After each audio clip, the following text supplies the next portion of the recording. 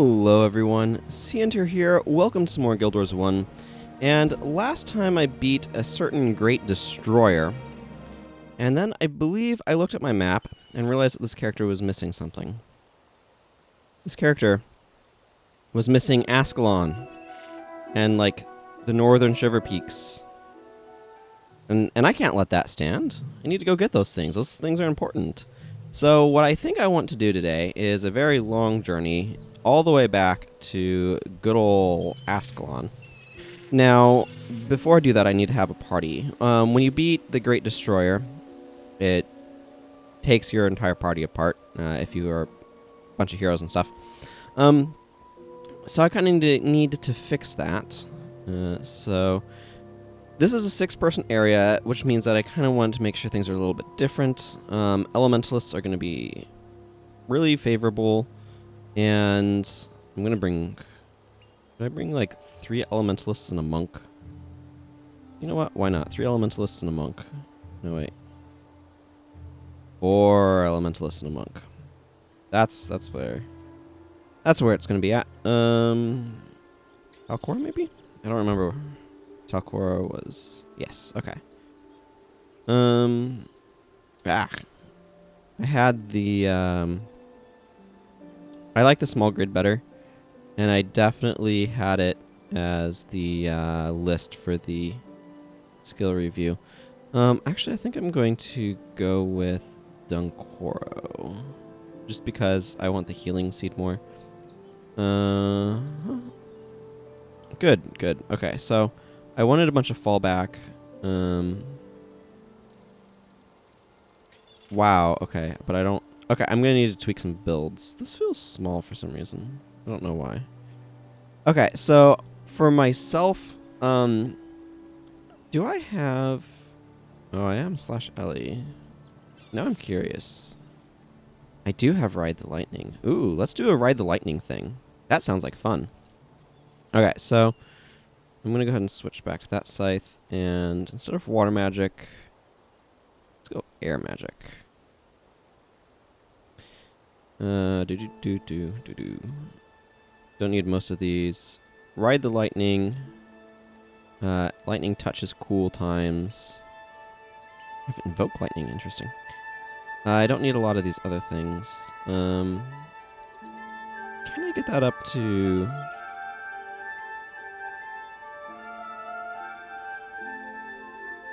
$20 reasonably? Oh, that's an awkward split. Let's go this way. Alright, so I want... Yes, these are cool. Arc Lightning would actually not be terrible either, but I'm not going to go running around to grab skills, because I do need to be getting out there, doing stuff.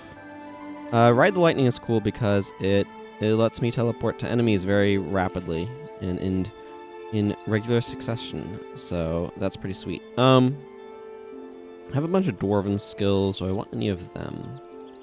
Light of Deldrimor is actually not going to be as exciting here. I could bring Drunken Master or something like that, but... Just thinking through what I want to be doing with my bar. And I think I want... Let's see. Okay, so that's a dash type skill. Heart of Fury is, of course, an increased attack speed skill. Yeah, but I'm not... Okay, let's just go, like, Heart of Fury. And, you know what? Maybe I do want to go get more things. Actually, no, here. Okay, so I definitely want a little bit of... Not that one. Wind Prayers, because I want...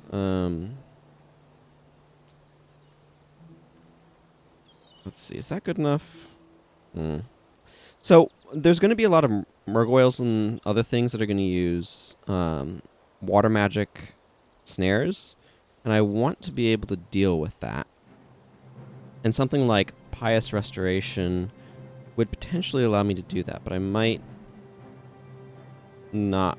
I mean, this also lets me just kind of ignore it by being able to teleport to enemies.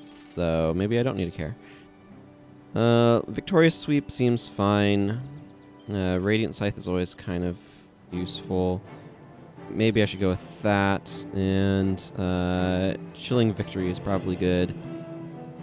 And a lot of the rest of this doesn't matter terribly much. I'm not bringing anything that requires me to remove enchantments for myself. So I'll bring Imbue Health. That allows me to heal. And do I want Lightning Orb or any other air magic spells? I kind of want to go get more air magic spells is what I want to do. You know what? Let's just bring Lightning Strike. Let's go for this, I think. Okay. Now I do want to tweak some of these bars some. For example, this right here is not doing the most useful thing. Let's just give you Fire Magic, because Fire Magic's going to be really good. Just because everything's going to be lower leveled. So Fire Magic just hits really hard. It's really what it comes down to. Fire Attunement is here. And then Fireball is... Actually, you know what? Let's go ahead and work with Flare and Phoenix. Rodgorts, of course, because it's Rodgorts. Breath of Fire is really sweet. And let's grab... I've been liking Mind Burn, so let's just go ahead and run this. Vec is fine. Yeah, that's fine.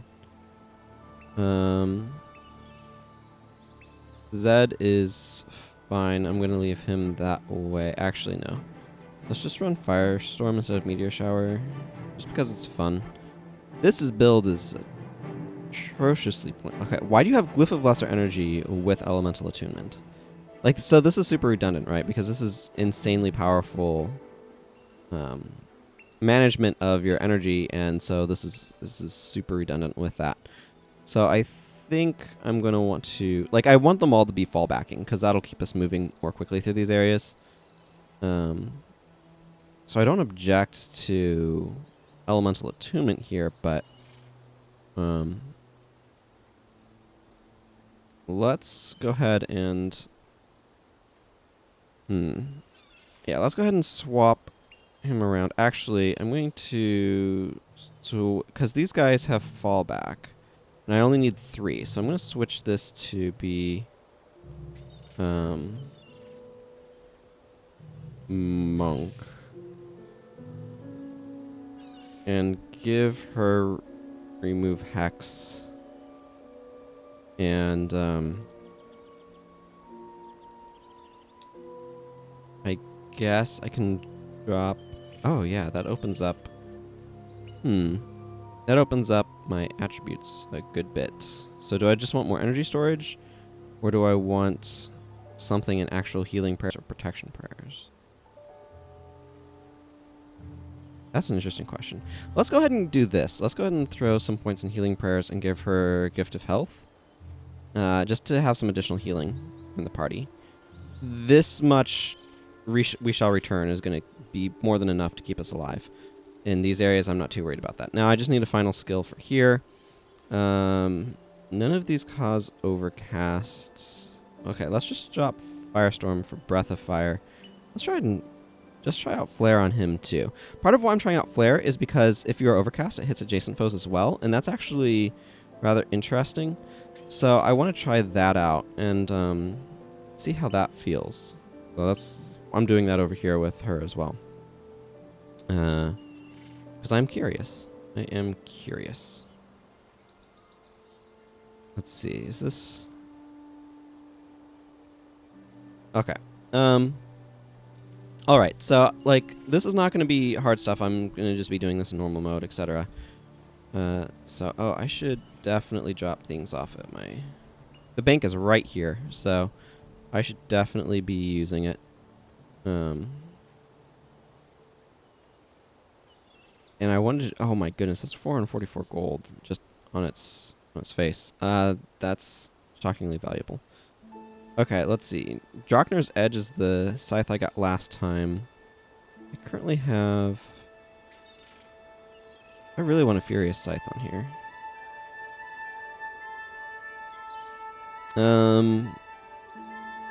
Whatever, the Zealous Scythe is fine. I don't need to worry about any of that. So let's go ahead and make our way to the Gates of Kryta. That's where I want to go now.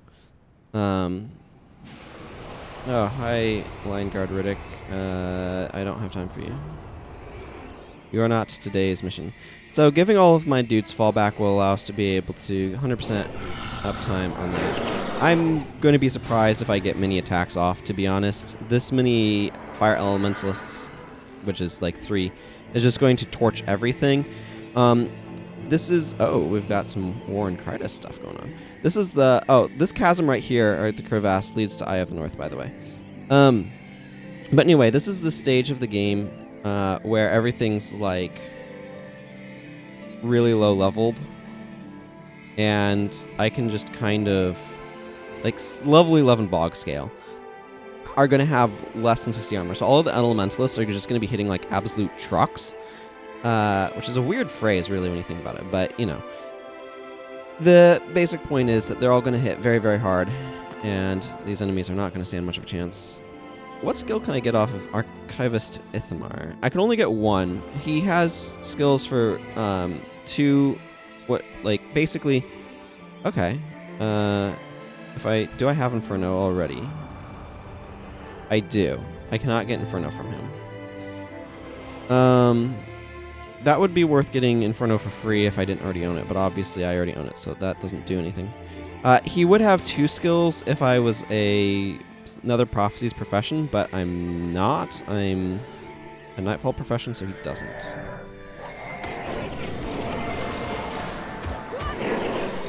You can see what I'm saying, like... These things are getting absolutely torched. And I'm having a really hard time actually attacking anything.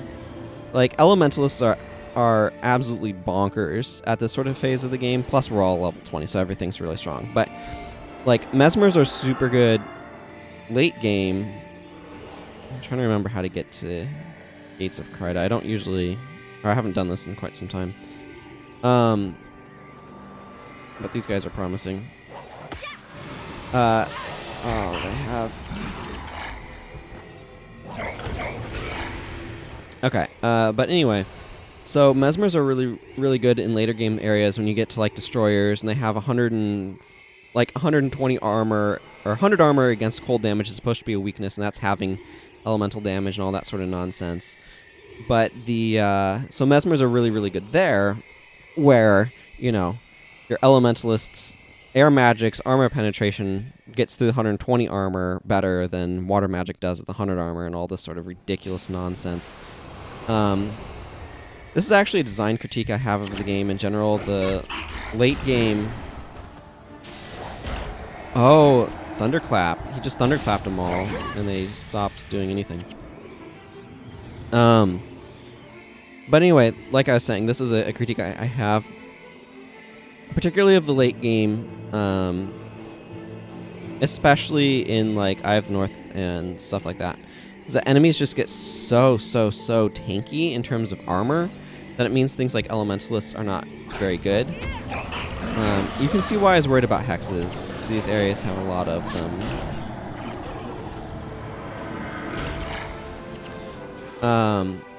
But these areas, these lower level areas, armor is really low, so Elementalists do hit damage. But yeah, I would have liked to have seen it in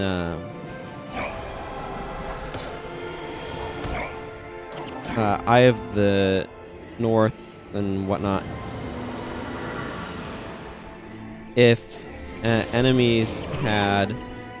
Or basically, I would have liked to have seen it if high-level enemies just had bigger health pools, and, like, being weak to cold meant that they had, like, 40 armor, not 100. Because 100 is still having damage, right? So, it's not really that huge of a decrease. I'd like to not bother with these guys, but honestly, they're just going to be snaring me like crazy, so...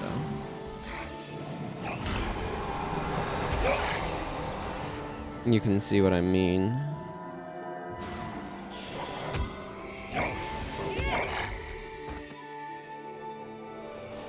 It's very obnoxious, but that's what they're good at.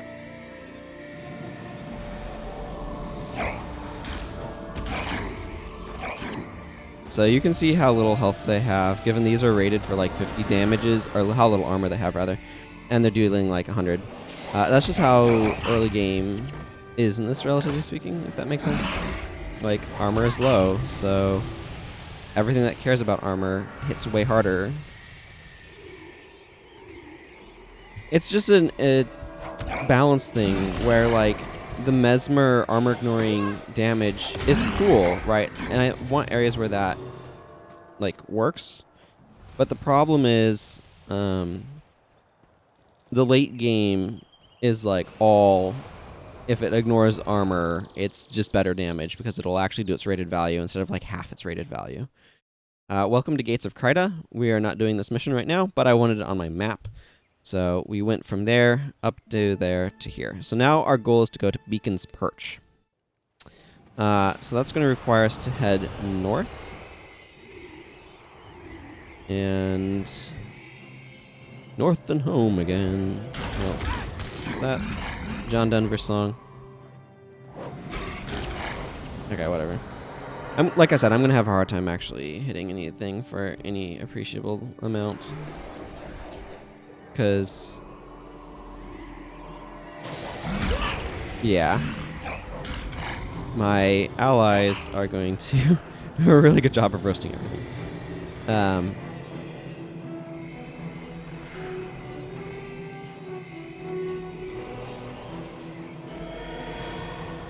Let me move.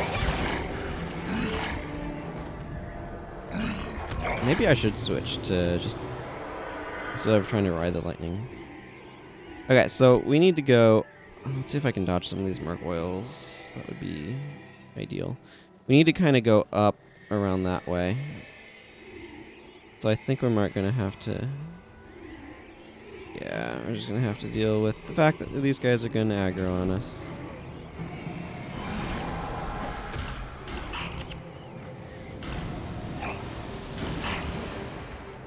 Okay, but hopefully that other group doesn't.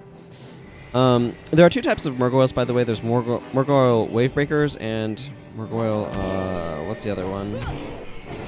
I know there's two types. There's the Elementalist type and there's the Mesmer type.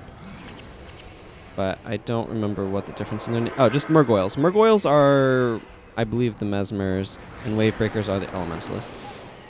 I mean, that guy can just burn.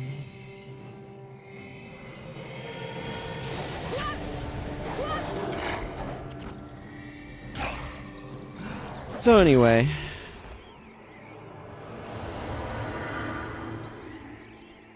my point being that this early parts of the game, Elementalist damage way outclasses like everything else. So, man, do I have a bow on this character? Can I do rangery things? I mean, I do have this Zealous short bow and this icy ivory bow of defense. The reason why I'm asking that question is because it might just be better for me to try to wield a bow than it is for me to try to actually attack these things. Aiden, why do you have an exclamation point for me? You should not have... interesting. I have a letter here for Ambassador Zane informing of Prince Rurik's death. You can give it to Ambassador Brown when you see him. Zane has assigned him to the refugee problem, so he'll work out the details involved in getting them settled. Meet Brown and Scoundrels Rise just outside the Great Gate to Griffin's Mouth. Where's Griffin's Mouth? Oh. So just no, I'm not doing your 500 experience point quest. I do not care, Aiden. I'm going the opposite direction.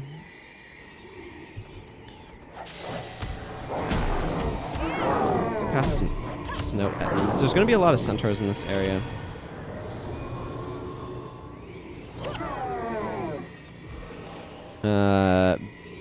But this cave entrance area has a lot of these snow edmonds.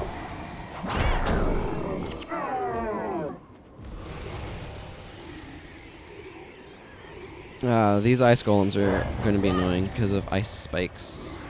Yeah, this is... Okay, I'm definitely going to want to go in the wind magic direction. This is... I don't actually remember what the best way to get through here is. Really?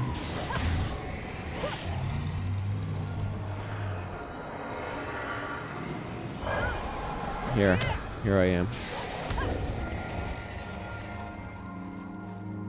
So we need to make our way through this cave system in Griffin's Mouth. Griffin's Mouth is a short zone. White Mantle are by... Okay, so this is not the way either. White Mantle are allies at the moment in the story, so they're going to be showing up. That is a sign that we're getting closer to Kryta. The story in this map is that you're on your way fleeing as refugees over the Shiver Peaks to Kryta from Ascalon, but we're going in the reverse direction. So a lot of the story stuff is going to kind of be a little wonky in that regard. Aiden dropped a bunch of marks to be guides. Maybe they can be reverse guides for me. I don't know. The next zone we're going to be hitting is Deldrimor Bowl, and that's going to be leading us in the direction that we want to go. So that will be nice. Stop hitting me. Ha. Like, this is a great skill for a melee attacker. Some lightning damage, some blind, some cracked armor. Not that cracked armor does anything here. Everything here probably has such low amounts of...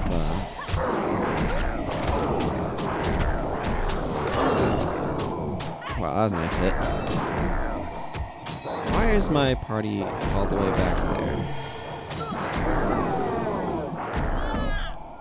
No, seriously, what is my party doing there?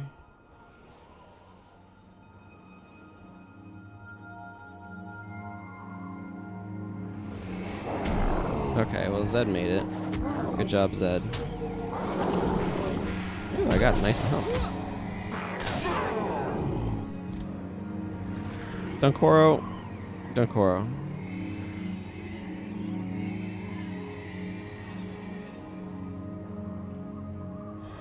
Yes, thank you. The healing is appreciated. Okay, so they pathed this real weird. That was a strange AI glitch. I have not seen that before. But typically I wouldn't be, like, walking across the Shiver Peaks. I would be running. But I legitimately have not done this in so long that that's probably a recipe for disaster. So here we are. Wow, this is... If you need friggin' snow ettins, man, I've found your zone. It's chock full of them. Like, why aren't these enemies dying? And it was because something wonky was going on with the AI. Yeah, there's a warrior over there, but I don't really care. I'm going to have a really hard time shedding this DP. Just because everything here is so low level, it's not going to give me any experience points. I mean, it doesn't really matter probably anyway. But here we are.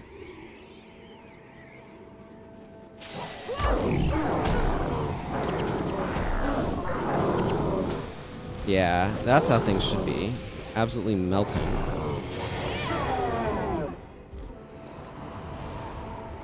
Okay, maybe I want to try like an onslaught bow build or something.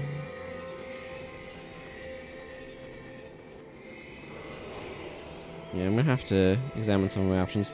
Snow is Nathaniel's pet, and these white mantle seekers are allies. It's interesting. He's already kind of going after, because he's from... Is he? No, he is Kryta. So, white mantle. I wonder if they have any sort of naming scheme stuff. So this is one of those things in world building that's... Deldrimor Bowl, by the way, is a very big zone. Something that this game does actually a lot is it has these small zones like Griffin's Mouth, and then large zones connected to them. So another good example of that is Cursed Lands right here is a small zone between Nebu Terrace and Black Curtain. And Tears of the Fallen is a small zone between Twin Serpent Lakes and Stingray Strand and Talmark Wilderness. You have a lot of these, like, small little connecty zones between bigger zones. And it's just a design pattern you see throughout Prophecies. But anyway, yeah, so names in the real world have roots that they come from based upon their source language and how things get translated and stuff. So you can kind of trace the origins of names and stuff like that. So I wondered if they... And that's something you can do world-building wise in an RPG or any sort of fictional work, right? And I don't know if ArenaNet actually bothered to do that.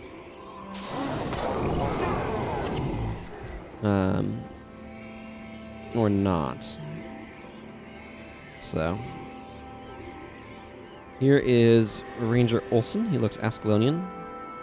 The refugees keep coming. I often wonder how they've made it this far. So yeah, there's a bunch of Ascalonian refugees fleeing over the Shiver Peaks from the Char. They're going to establish the Ascalonian settlement, which can be found in here. And then later, obviously, in Guild Wars 2, it's just a proper town in Kryta. Tengu problems exist in this game. Here's some good old dwarven architecture. Yep. You see a lot of little dwarven huts and stuff out in these areas.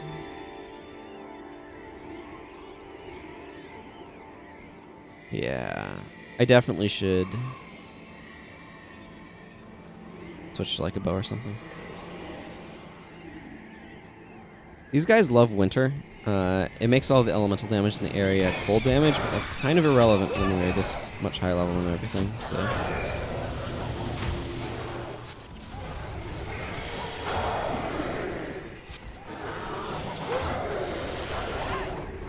You blocked me.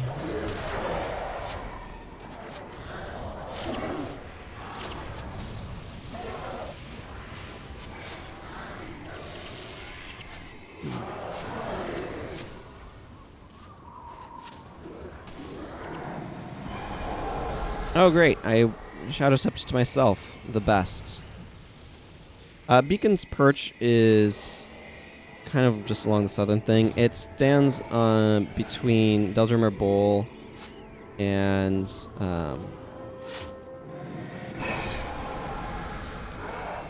Lornar's Pass. Lornar's Pass, of course, being a much bigger zone.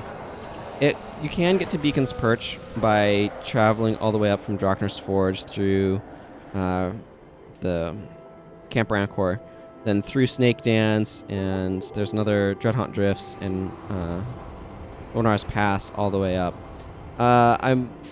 We'll probably go through there at some point in time on this character just because, but it's definitely easier to get there.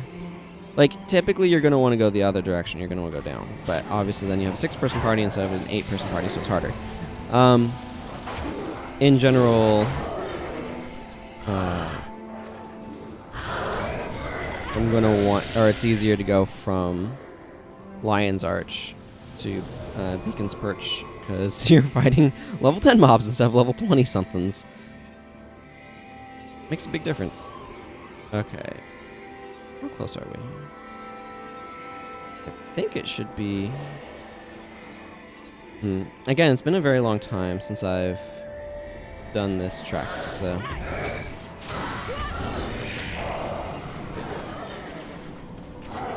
Oh man, this is for like level 10 characters. Like, levels do matter quite a bit in this game. To a certain degree, they dictate how many attribute points you have. They dictate your maximum health, and there's also some aspect of them in the damage formula. But yeah, okay. Here's beacons.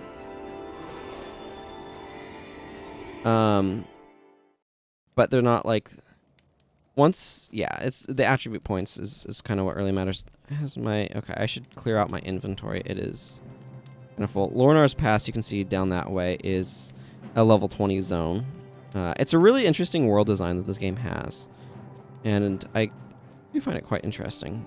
I'm only going to identify blues because this stuff is generally going to be so low level that it's not really worth identifying. Like, see, this is 16 gold. A lot of these things are just not going to increase in value quite enough to be worth it, I don't think.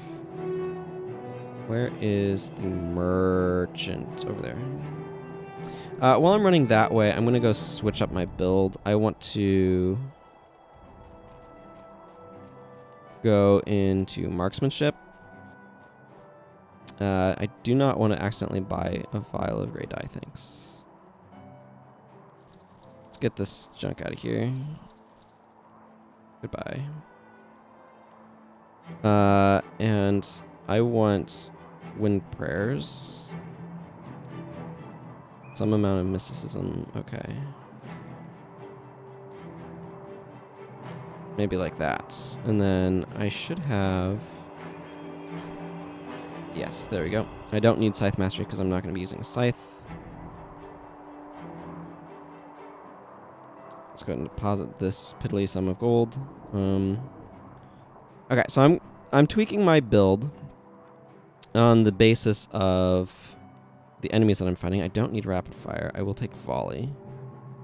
And keen arrow is going to... Like, the critical hit rate goes up against lower level enemies.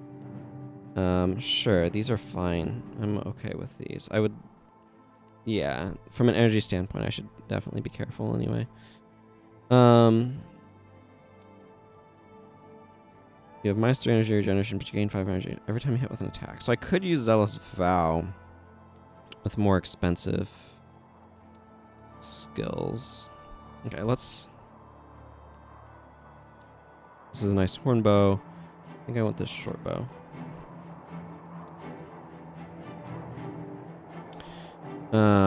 Like an icy bow would work with grunt script. That's not really what I'm doing right now, so... I'm not feeling a need to mess with any of this avatar stuff. I should get barrage on this character, honestly. Like, I could use onslaught, but this doesn't require anything in particular, so... Is there any other thing that I'd want to do with, like, a pious renewal or anything? Predominantly, I want pious restoration. That's kind of what I'm here for. You have plus 24 armor and plus 3 health regeneration. Renews. Okay, that's cute, but really unnecessary.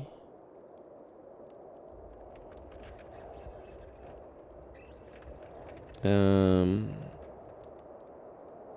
can bring Mystic Twister. I'm probably not going to use it. I just need some enchantments to strip from myself at this point.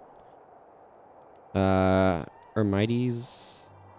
I mean, I might as well just bring Pious Renewal and, like, Pious Restoration and... Do I have some other skill that uses... Yeah, sure, why not? Winds of Disenchantment, maybe? This is a very strange build, is kind of what I'm getting at here. I don't know, do I have anything... None of these, like, a lot of the stuff just isn't important, so... I guess I'll just do this. Yeah, okay, this is just super weird, but, like, the thing is, I'm basically just running volley. Is really what this comes down to. And everything else is kind of secondary to that. So, we need to go back into Deldrimor Bowl, the way back to Ascalon. So...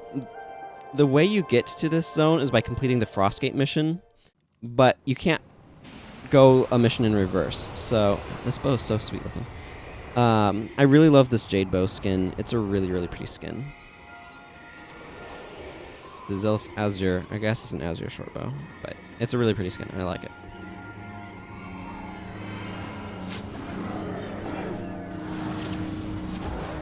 But you can see why I might be interested in using a bow, because I don't have to run after these guys.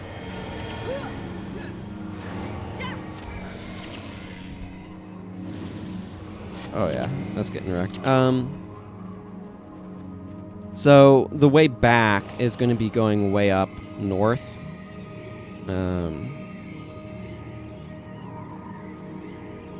Up through Deldrimor Bowl and into Anvil Rock area. There you can see a dodge. I was mentioning that in the Ranger review that came out yesterday.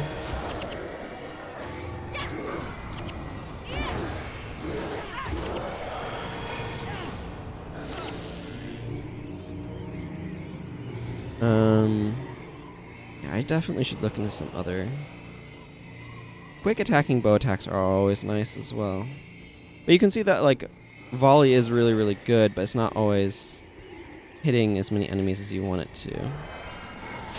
Right there it hit 2 guys and basically took them out, but... That Mystic Twister was unexciting without my enchantment on me. I guess technically I could have been running...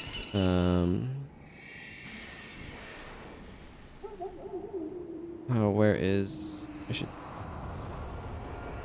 auto move. Pious Fury.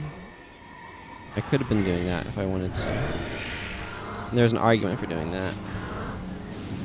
In that I don't have to build up the adrenaline for it. On the other hand, these guys are like so weak, it doesn't really matter much. Like, most of my damage is not coming from my attack skills, it's just coming from the fact that these enemies are so weak. Well, here we are.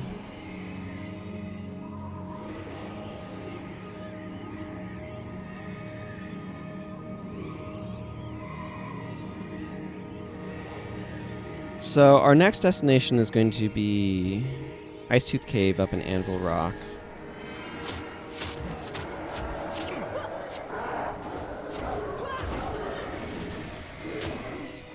I bet their shield stance doesn't even last that long.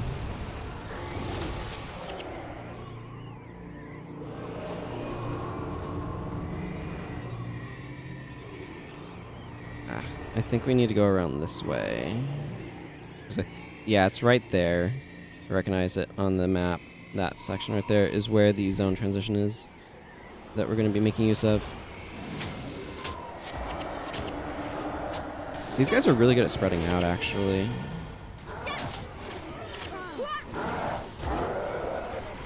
It's making them a lot more resilient.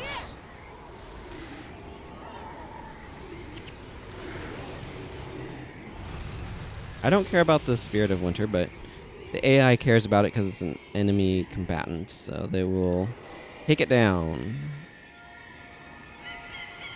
As far as I'm concerned, it's not doing anything relevant, but here we are. Ruby's Spotted Mane. I wonder if that's a reference to any of the devs. A lot of boss names are references. This game keeps a somewhat light tone, honestly.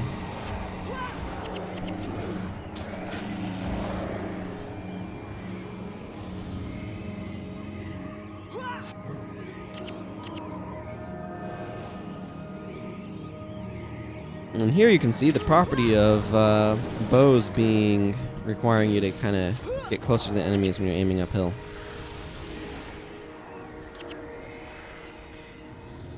I kind of want to show this whole journey, but I don't necessarily have a whole lot to say on a lot of it. It is kind of a nostalgic run for me, and I do really appreciate that this game has kind of these areas like this.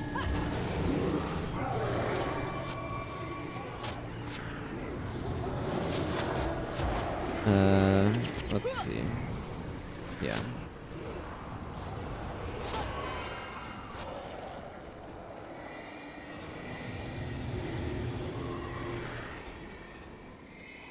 So we're going to just come around this bend up here, have some more centaurs to fight.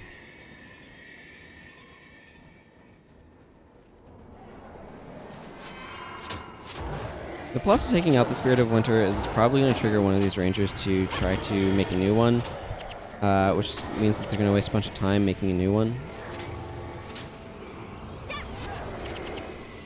Or not. Maybe it was on recharge for all of them. It does have an awful long recharge. It's very flavorful that they use it. I love these mountains. Okay, the tree's popping in and out of existence because it's an old game and they had a lot of very strong things to try to make it efficient on people's computers. This may be a little wonky, but here we are. Okay, so Anvil Rock is way friggin' in the middle of nowhere, honestly, but it's how you get back. It's kind of a big broad zone. It is kind of night flavored as well. This game does not have a day-night cycle. It's just some zones are nighttime and some zones are daytime. I think I'm actually better off going around this side. So there's a zone up here called Ice Tooth Cave that I want to go duck into. And it is around this general direction.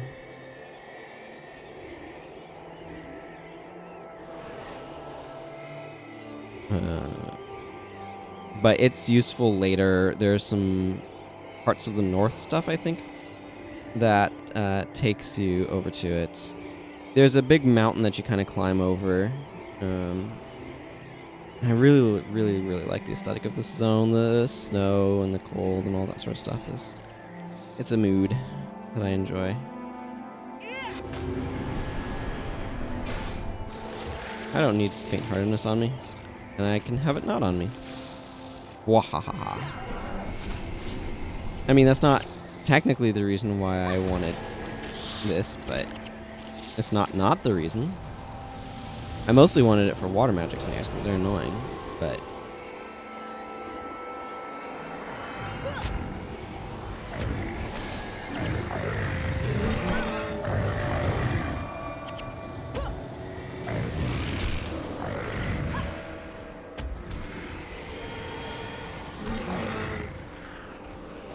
This is probably net positive energy over time. Very slowly. So the town entrance is right there. And we'll unfog it in just a moment. We'll fall back.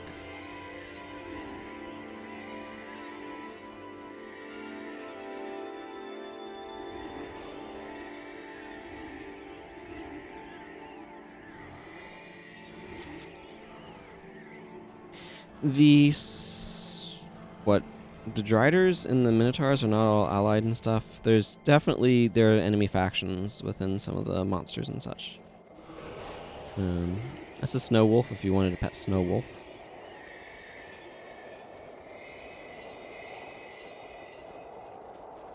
There are a lot of Minotaurs around here. We're going to soon be going into a territory filled with dwarves, but I think there might actually be a skill trainer in here. One of the things about this game is that skill trainers all have their own set of skills that they can teach. I'm going to go see if there's any interesting ranger attacks that I might want from this one, actually. But the skills that, like, as you unlock skills on your account, they will teach you any skill that you have unlocked. So, this guy has a lot more skills. They will teach me. This Hunter's Shot actually is vaguely appealing right now. I do like a penetrating attack, though. This is weird. I wouldn't generally buy Hunter's Shot because it's typically really, really boring, but I actually kind of like it for this spot. Okay, well, let's take care of some of this random inventory clutter. Oh, yeah. Let's look at this.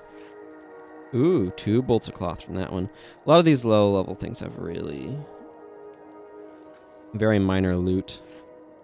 You do not get much cash from these lower-level areas.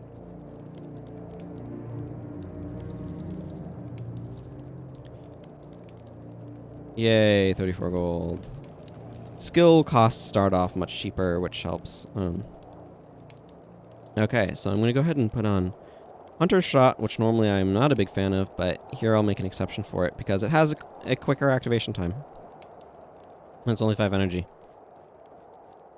So I'm not necessarily going to use it a ton, but here we are.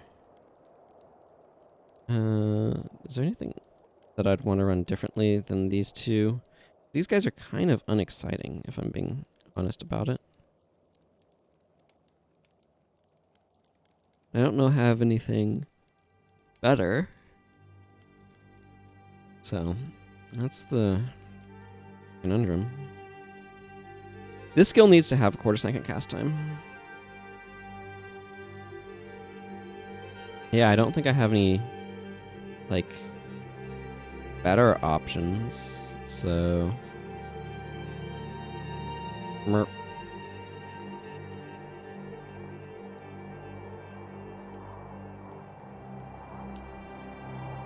Yeah, I mean, I just don't have anything more exciting to place on my bar. Well, I guess I can bring Snowstorm. That's probably more exciting than that, if I'm being honest.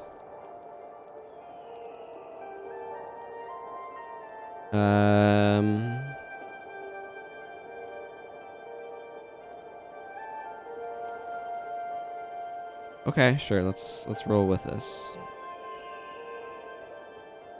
A lot of the PvE only skills are good, but they're kind of expensive, energy cost wise, for how much benefit they're going to give me in this area. So, lots of Minotaurs. So we need to go from here over to, is it the Iron Horse Mines that we're going to? It's somewhere over this general direction. I don't quite remember precisely. Let's see if I can figure it out on the map. Yeah, we're going generally over this way. Like, we're going to go through this area. We're on our way to Yak's Bend. I believe there is a way we could find like Frostgate and stuff like that. I'm not actually sure.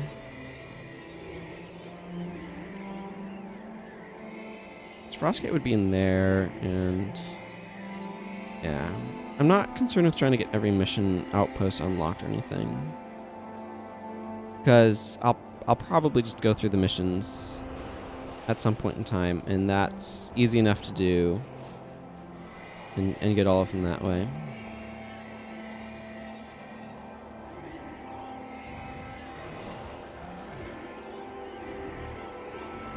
Haha, dodge those enemies.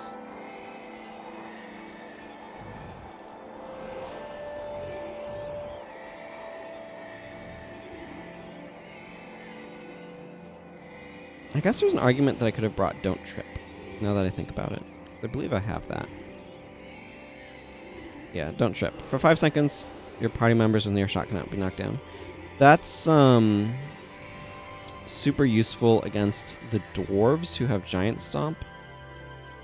They ride Dolyaks and knock you down, and it's annoying. Well, I found Minotaurs.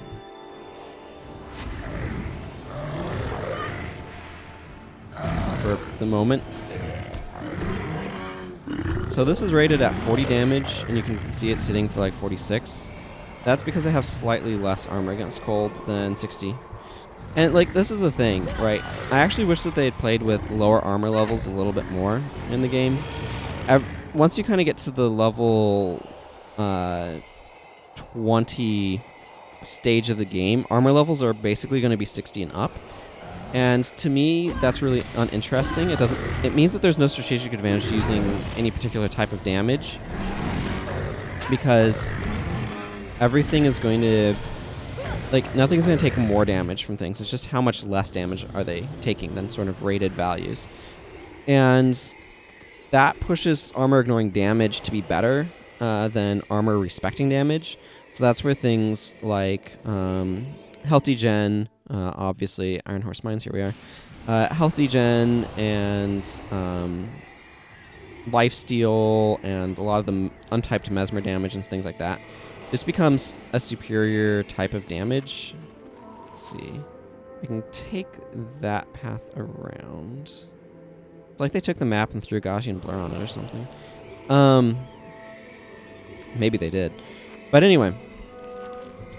So there's different ways in which you could approach doing some of these things. And I don't know why my FPS is tanking here all of a sudden.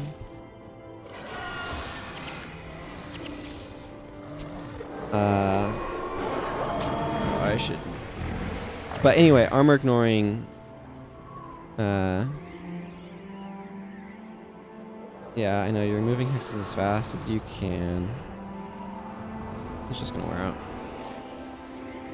A better way to remove hexes actually would probably have been Hexbreaker area, but here we are. I'm gonna go around this way. I think this connects in. But yeah, so having armor kind of start at 60, which is the 1x multiplier for the formula, is kind of unexciting. And I genuinely wish that they had approached it where things would have less armor than that in certain elements, and where there'd be more armor trade-offs and whatnot. And I kind of wish that they had kind of done things that way and calibrated the game around that, just because I think that's a bit more interesting and a bit more exciting. These guys are so exploding. Yeah, you can just see them basically melt before the might of my giant army of elementalists. Here we're going to see some Stone Summit. That's exciting. I think all of the snow effects are really doing a number on my FPS. I have a lot of the stuff off that prevents it from doing, or I have a lot of the settings set, excuse me, that prevent it from doing stuff that make the game frame rate a bit better. Because usually I get 120 FPS, so.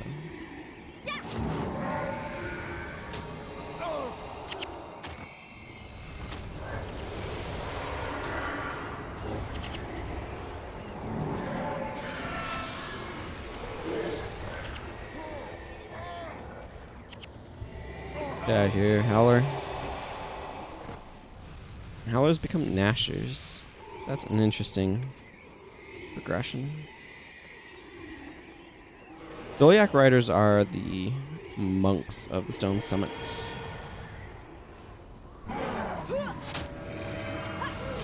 I would say it's important to take them out first, and that would technically be true, but we're so much higher level here that like a lot of that just doesn't matter much.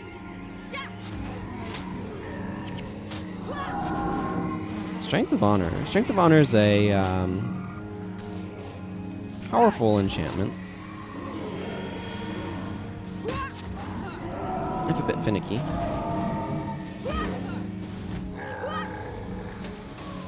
Yeah, Dolyak Rider.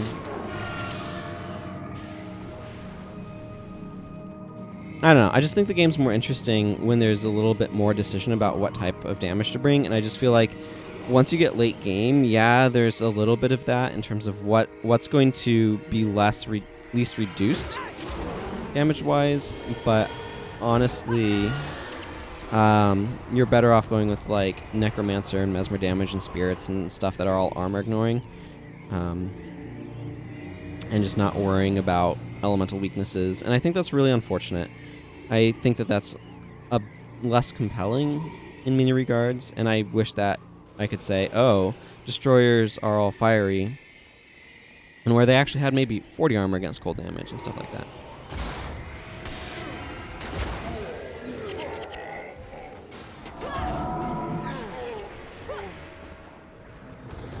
I don't know. It's all a bunch of design philosophy stuff, and what does any one person think is going to lead to the result that's most interesting or enjoyable, and it can be hard to say for sure.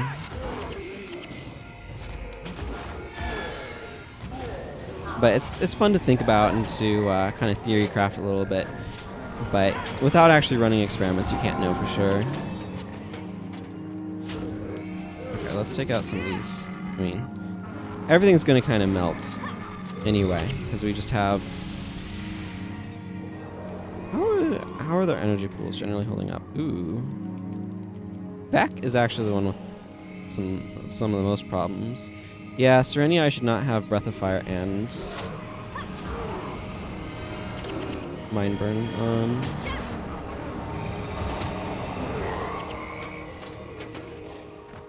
That's a little bit too much overcast. Yeah. Sasuke's doing fine on that front. Like, it's definitely beneficial, right? Because we can use Phoenix that heals probably mostly me. I don't know that Zed should be doing Searing Flames. Honestly, that's a bit overkill. I'm not sure if that's the right concept, but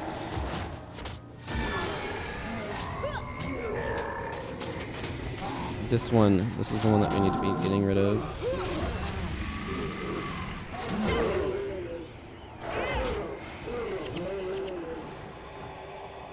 Ooh, I got a purple. How exciting. There is a zone. There is a way that you can get to the 3-4 rock. Sorry, I'm just kind of thinking about how do you get to the Frost Gate. Because I think you can get to every mission outpost without having to do any missions. And that's not true. You can't do that 100% in Prophecies because you can't get to the Fire Island Chain without doing Thunderhead Keep. You can beat Prophecies with only doing 4 missions, though. Out of it's like 25, I want to say. Actually, I can check. I definitely do not have Protector. Wow, this character has gotten surprisingly close to winning the Survivor title track. I haven't tried on her or anything. I'm not going to. Yeah, 25 missions. You can do you can beat the game with only completing 4 of them. You only have to complete Thunderhead Keep, which is my only one with the bonus, and then these 3 here, the Vein of Fire, or the Ring of Fire Island Chain. That's the term. Which is actually kind of cool from a design standpoint. Giant Stomp. This is why Don't Trip would have been a good idea. The thing is, it's not really going to be relevant once we get to Yak Spends. So there's not really a reason to equip it at that point.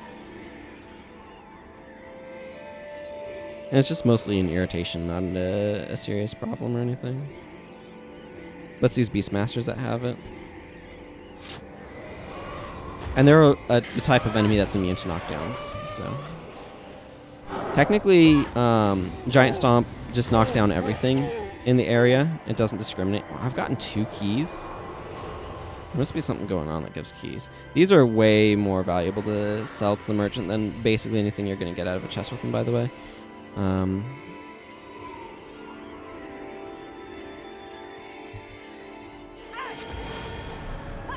Oh, let's not have that on me. Illusion of Haste. Why?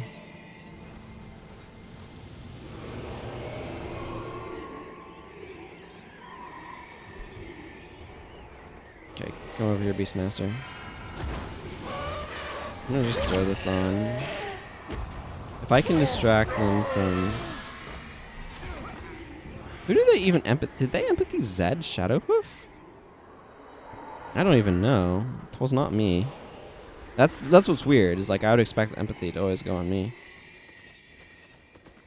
Do I have to go? Hold on. Would I have been better off throwing... No. The Axe Bend is like over here.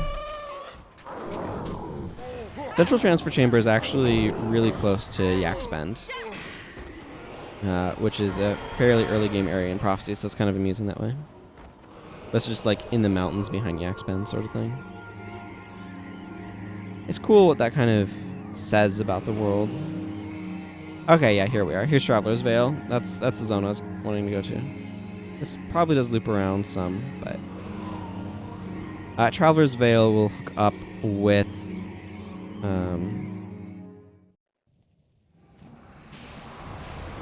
Yak Spent. Oh, look at this pretty warm color. Everything's all sort of awash in either evening or morning sun. That's really nice.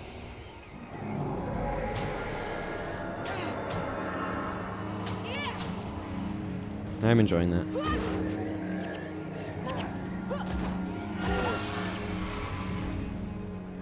Okay. Here's Artemis. I don't know how she's here as a level 2 ranger, but here she is. Rurik is still alive at this point. He dies in the Frost Gate. Spoilers, I guess. We already saw the person talking about... Aiden talking about him being dead further on in the story. I believe we mostly need to head south at this point.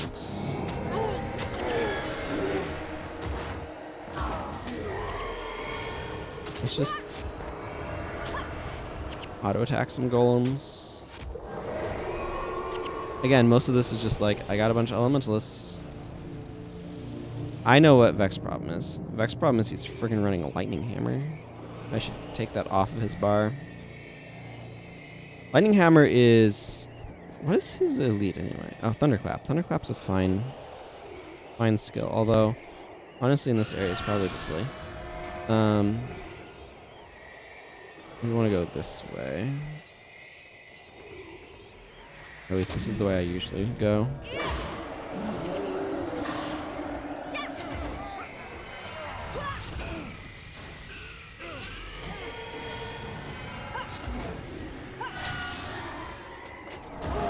Yeah, have some health degen.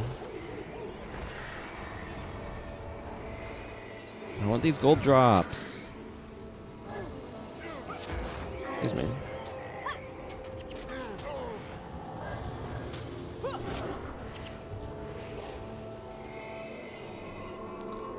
Okay.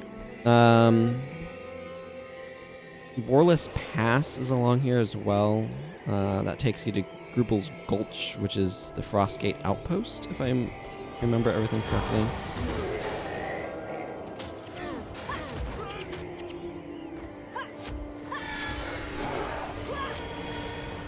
Sometime I should just do an episode looking at the world's design of each map. I wonder who my best character for that would be. Probably depends. Oh man, I got a really crappy bow. Let's get this pacifism off me so I can attack again. Pacifism was the hex that was on me, and it prevents attacking.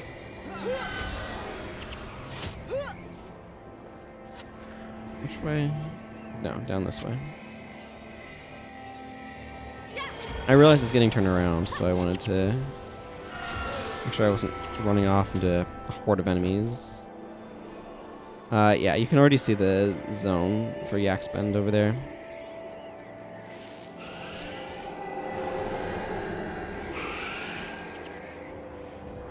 I'm going to tweak some of these bars some, though. Serenia and Vec are using too much energy.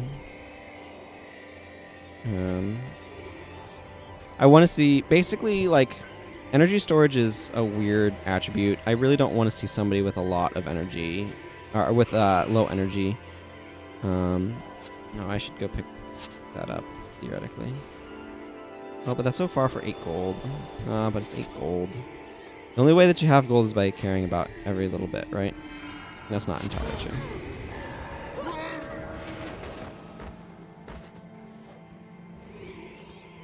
Let's see, who am I going to drop when I get to Greenwich Courthouse? I'm not sure.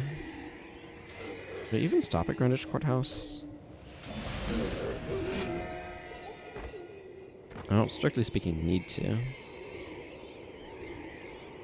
I wonder if this character has fallback. That's a good question. So here's a Yak's Bend. It's actually the first zone that has a party size of 6. There's a special arena up there for low-level characters that never was populated, and right now is probably completely 100% barren. Okay, I have those. That's nice. Is there anything that I want to do different? Yes, I wanted to change... Serenia does not need that along with Mind Burn. That's just asking for trouble.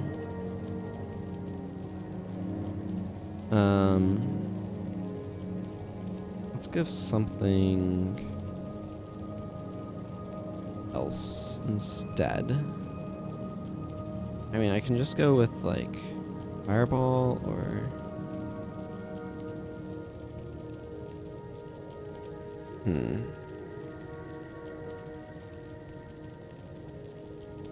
Yeah, let's just go with,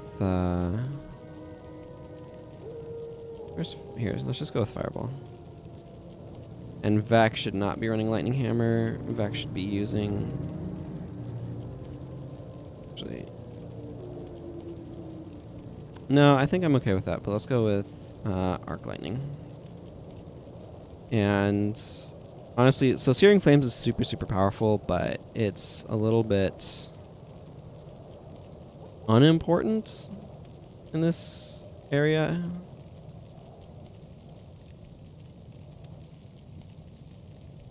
Let's go with that, and you know what? Let's go Breath of Fire instead of Firestorm, and then Flare. Yeah, okay. That's probably fine.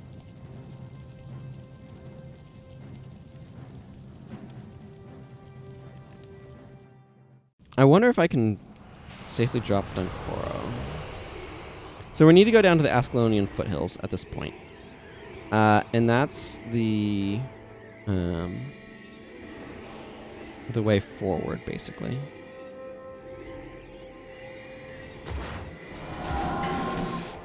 I wonder if I can do an approximation of a healer anyway. Serenia, why are you getting that on you? You have a friggin' staff. Granted, not a good staff. You have a staff. That's so confusing.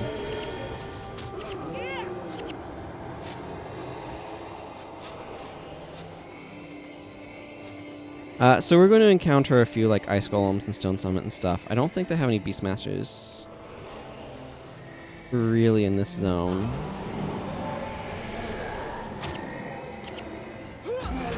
Juniper bark. Stop what it's doing.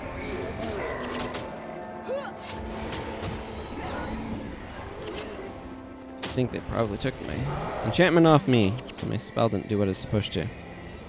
I gained some health, but what I might do is I might try dropping Dunkoro and Serenia and trying to be kind of more of the healer, maybe. I can do that as a dervish. Boreless Pass, that's not the zone transition for it. That's a marker pointing you in the direction of it. So Ascalon Foothills is that way. Boreless Pass is that way. But we don't care about that. So I'm just trying to think of like what can I do with my party once I'm getting into a 4-person area. No, I don't want that. So technically, these are items.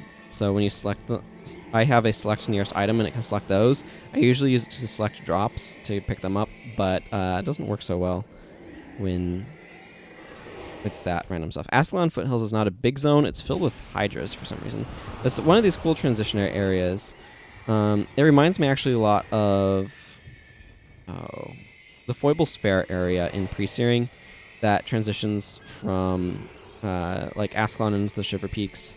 That's technically located more down here where like Heart of the Shiver Peaks is. It's kind of more in this area-ish near like Iron Mines and the Southern Shiver Peaks, because it's more in here. It's south of the wall. You can try to line up the maps. There's definitely some discrepancies. Quaking Zephyr is not exciting to see here. Oh, I'm gonna be half useless in this zone.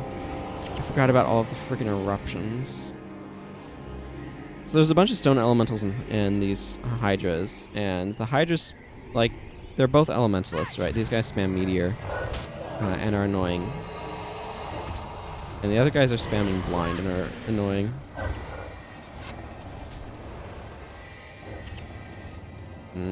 I should have given Serenia glowing gaze.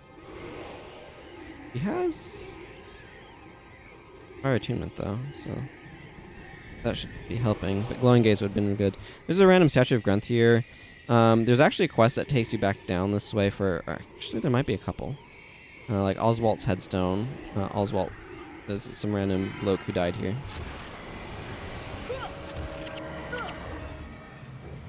Yeah, I know, your eruption. Here, have a snowstorm. You don't even live long enough to be hit by my snowstorm.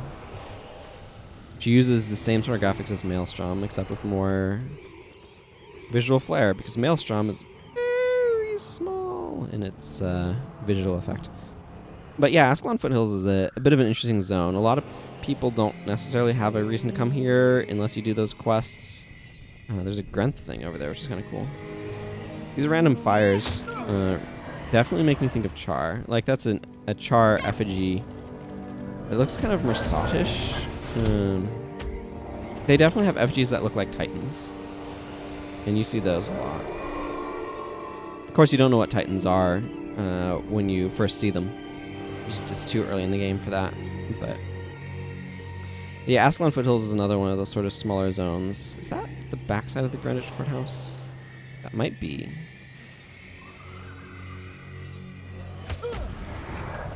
The Desa Lowlands that we're heading towards, I think. Man, these things are just going down in a wall of flame.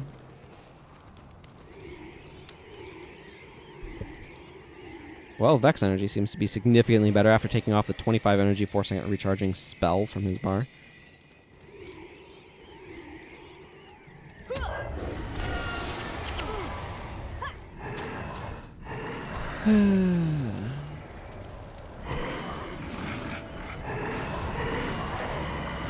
Good. Yeah, Desa Lowlands. This is north of the wall, by the way. So when you're going north of the wall in Guild Wars 2 into the Desa area, it is lining up with the same sort of spot as in this game. Greenwich Courthouse is an outpost in this zone. It is, however,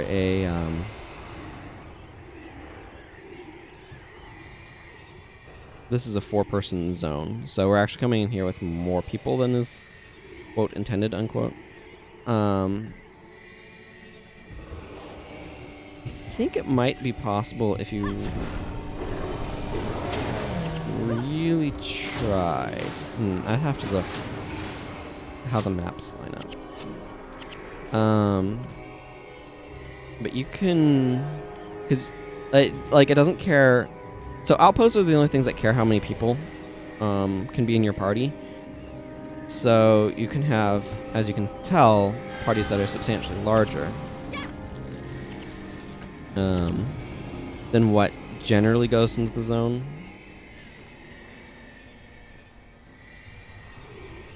No, I don't think that's the backside of Greenwich Courthouse. I think that's just some random ruins or something. Oh yeah, we definitely don't need backfire on any of our party members. Thanks.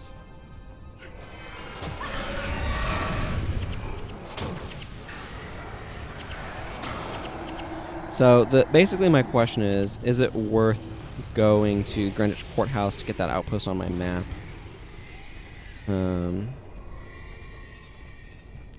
Or am I just better off? I think I might just be better off saying, it doesn't matter. I can always go get it later. Which is true. I can.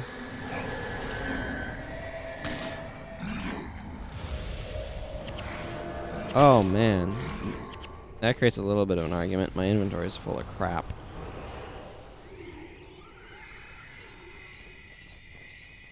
There's a couple of loops here. The courthouse is up this general direction. Let's see. I think I want to go... I want to go up this way. And this zone is an absolute maze. You can't go up and down cliffs and stuff in this game, so it's very easy to find yourself kind of having to go somewhere and not entirely being clear on how to get there. It's much easier to navigate once you have it uncovered, but that obviously requires you spending a lot of time vaguely lost, so...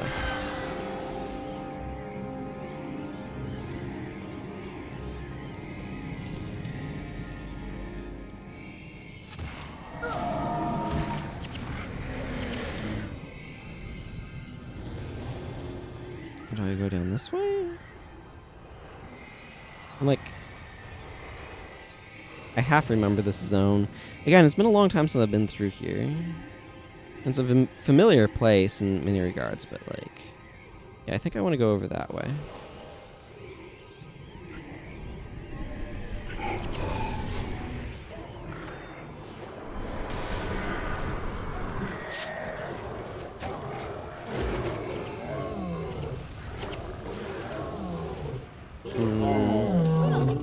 searing strats. I don't care about... Well, I guess Axe Fiend armor is probably going to be more rewarding. No, Alpine Seeds. Got a plant fiber in it. I want that plant fiber. Do I care enough to try to collect it over any of this other random stuff? Not really. Got a bunch of random crap in my inventory, so what's going on here?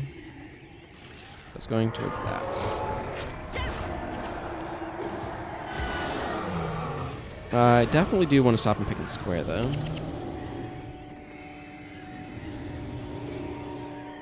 Which is over that way. But that's in the breach, not in Dicey Lowlands, so...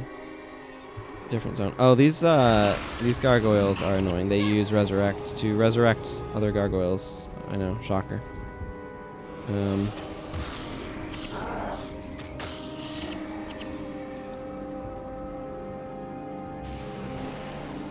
Wait, do I want to go down this? Yeah, I think this will get me onto this path that then loops around. I think I want to go down that general direction. Like I said, this is a very confusing zone. And it's super skippable as well, it should be said. Because you can just do some missions and completely ignore it. Boy, that's hitting a lot harder than it's rated for. They have a little bit more than 20 armor, but it's almost dealing double damage. 20 armor would mean that they take double damage, so...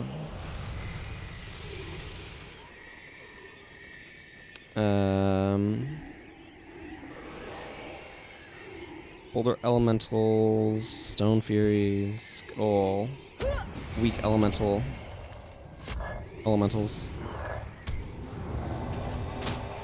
Stone Furies are the guys with Eruption. They're really annoying.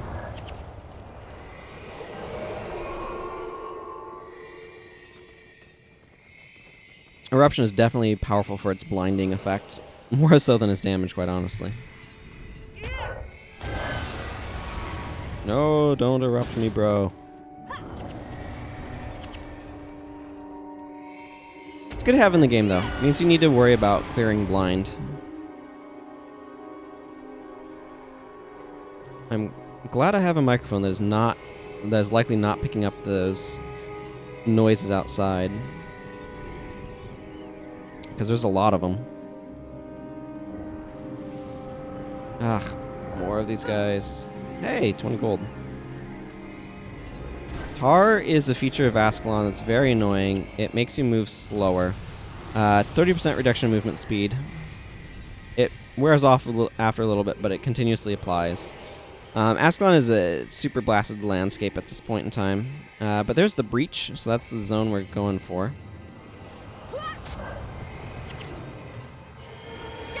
Ah, yes, the good old try to interrupt him by killing him before it lands tactic.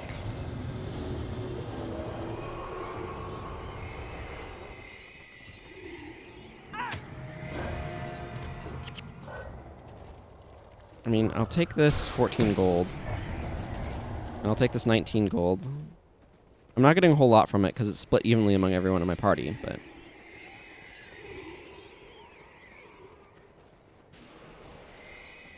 So, let's see. If you really wanted to, because you can see this has been my path through, which actually has not been too bad. It's not been too bad through the Dicey Lowlands.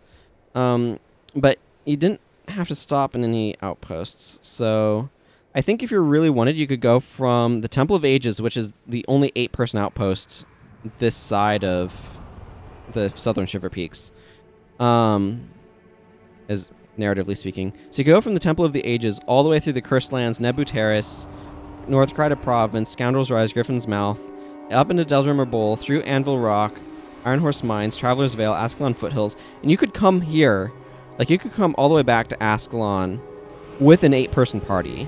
It would take you a long time, and it would probably not be worth it unless you're really struggling with the Titan missions that you can get at the end of the game to clean up Titans all around the map. And that's dubious, but you could. It would just take you for freaking ever to get back. Like, I don't think I'm cutting anything out of this episode, except for the typical, like, a couple minutes off the beginning, or a couple seconds off the beginning, a couple seconds off the end sort of thing. And you can see just how long this has been already to get here. And imagine you were going, like, I don't know, 20, 30, 50% further, something like that. This many char would be so intimidating in the early game. Like, at our level, it's nothing. But I don't know if I should be trying to pick up that char hide. Whatever. It can become... So char hide can be traded for fur at the rate of 4 to 1. So 4 hides for fur, so it's kind of not worth picking up if it's not going to become anything. Pick and square is, if memory serves, kind of around this Bane Signet.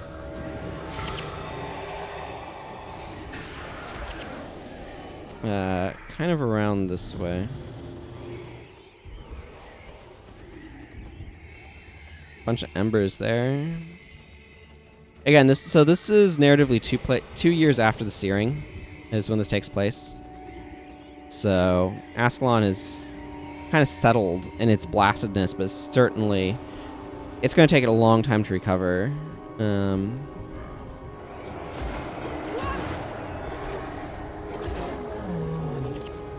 And to have greenery again and whatnot. It does by the time of Guild Wars 2, but take its time getting there.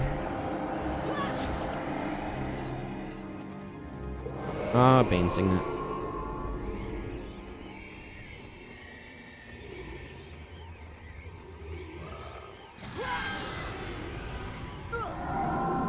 Hey, don't knock me down.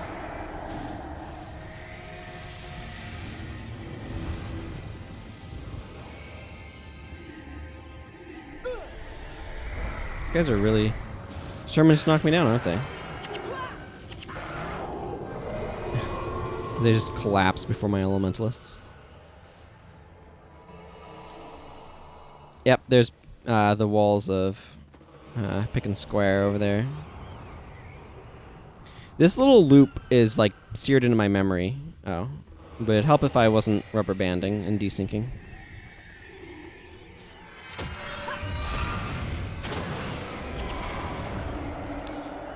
But yeah, this little loop is like seared into my memory from Pick and Square times.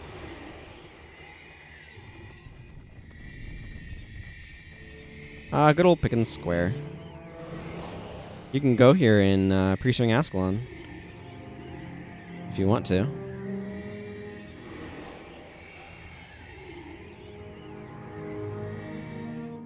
So what you're going to see here is this is going to drop a bunch of people from my party, which is fine. I'm going to clear out my inventory. There should be a merchant over here. Hey, Armsman Pitney. Does Riley show up in multiple places? I feel like he does. Okay, let's go ahead and identify Icy, eh? Icy could actually be a useful mod out of that if I wanted an Icy sword. I do not. There are better ways. So I have a free Icy sword. It's called the Glacial Blade. Oh yeah, my inventory's full. I can't not salvage that.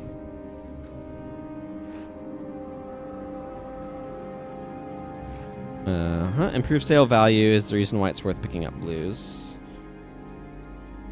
Wow. I don't really like damage plus 20% while health is below 50%.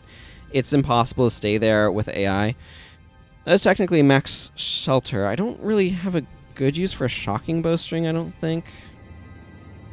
I already have a shocking bowstring anyways, so I don't need that, but cool. Cool, I got a lot of improved sale values, which is really good. I want to make sure I'm not selling the highly salvageable stuff. Okay, let's go ahead and... Cool, 2 plant fibers out of that. Plant fibers are useful and a little bit tricky to acquire, so it's actually kind of good to save up those seeds and salvage them. Yes, I want to sell that bow. I don't have any use for it. Okay. So, actually, I would want the other elementalist, Sasuke. They're all fallbacking. So I could go more of a Healy route with some of my wind prayers, because I could bring Mystic Healing. But I'm actually kind of debating, you know what? Let's just kind of make my way there. I'm going to switch over to that scythe. Because I can just highest restoration, onslaught. Grant's Fingers is actually kind of good here.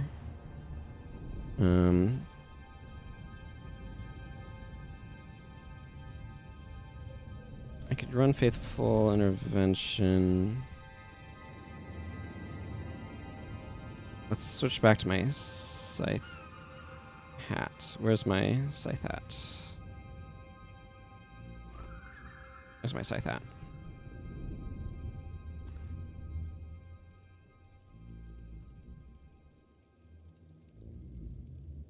Cool.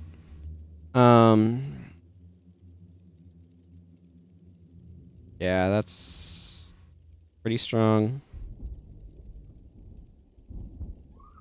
The question is, how much like self-healing do I need?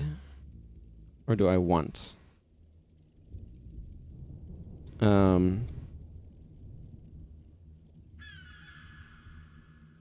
yeah, Antidote Signet. Absolutely, get on my bar.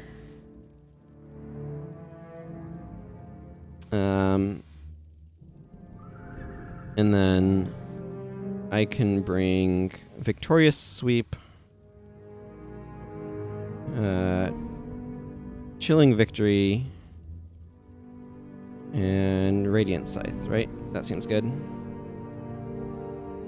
I'm going to switch this to my Drachma's Reaper, but I'm probably going to want to hang on to this one. So I can just kind of run there. I'll fight things if I need to, but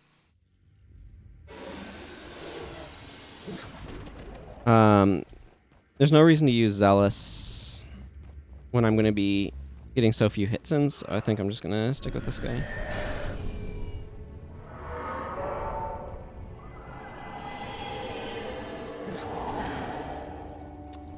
Yeah, I don't really care about a lot of these attacks. So this is called running, which is where you basically ignore the enemies and just make your way to wherever it is that you're going to.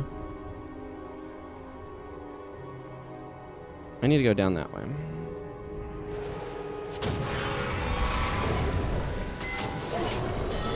Excuse me, guys.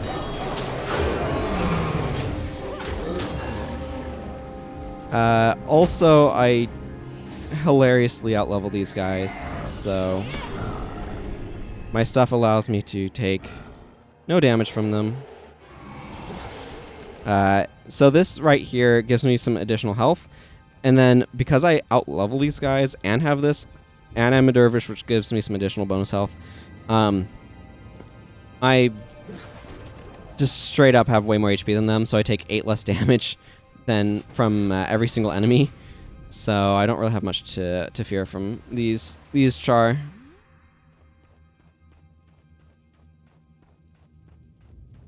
Yeah, that right there, that triple thing coming off of the circle is like that land pattern is kind of burned into my memory. I should be making sure to keep Onslaught up.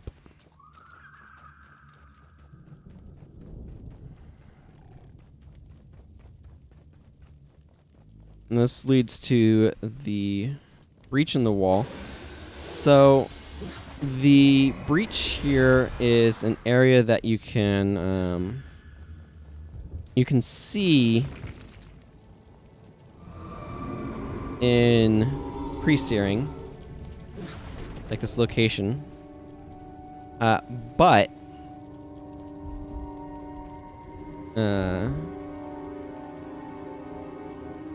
It's kind of it's blocked off. It's a closed door. And then you can, like, the door that you do go through in Pre-Stirring Ascalon is filled in with rubble. So those are actually slightly different locations. If you look in Pre-Stirring Ascalon, and I can kind of show you on the map as we're going here. But if you look at Pre-Stirring Ascalon, like, you come in over here, Pick and Square is kind of off that way, and you enter in, like, over here-ish. Here's the statue of Balthazar where Brast, I want to say, hangs out. And Farrah Capo. But we have Master Ranger Nente chilling here now. He wants to see Melandru's Stalker. Hi, Hulking Stone Elemental. Ooh, a Scorched Lodestone. Don't mind if I do. I think you can salvage those for some granite if you really want some granite.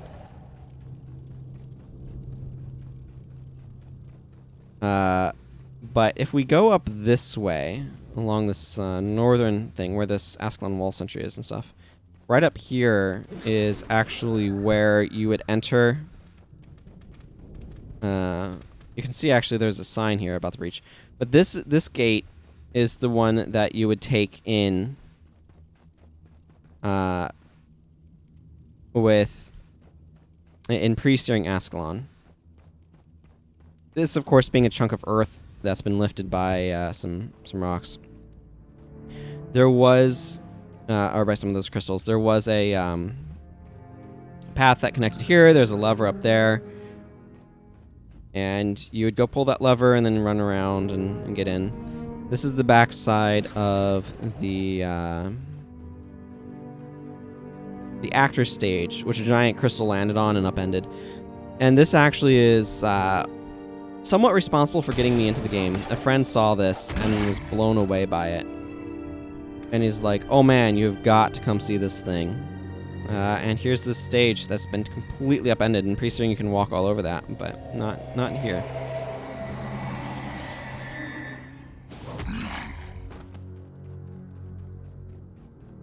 Of course, right here is Ascalon City. This was part of the town in Pre-Stirring. You could come up in this area. And Prince Rurik was up in here.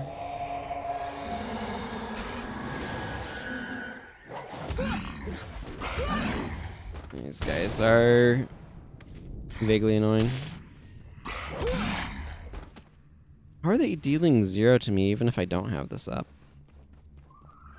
I must have some other form of damage reduction. This is the gate that you would leave Ascalon City from. You could exit through there. And then over here is where Ascalon City has been kind of relocated to. And this is kind of a back area that actually led down to a lake. So the lake is cleared out. And here we are. An hour and a half later, approximately, we are in Ascalon City. The ruined home. So there's more outposts to get to here. There's Sarlacc Sanitarium and all these sorts of things. But this was kind of where I wanted to get to today. So Lion's Arch to Ascalon City has been accomplished. And here's Ascalon City behind us. So, until next time, everyone. Thank you for watching. Take care. And goodbye.